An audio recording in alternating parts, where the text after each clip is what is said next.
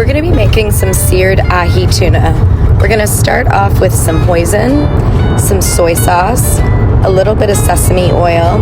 We're going to add in some garlic powder, some onion powder, some black pepper, and some sesame seeds.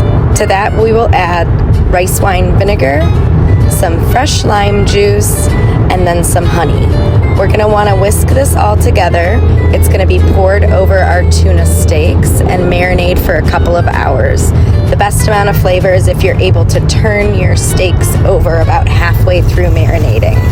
Make sure your pan is piping hot and that your oil is nearly spattering everywhere when you add in your tuna steaks. That way we're getting a good sear on both sides versus having our fish just absorb the oil. You're going to want to sear it for about a minute to a minute and a half on each side, and then let it rest for about 5 minutes before slicing. This is great served hot or cold. Enjoy!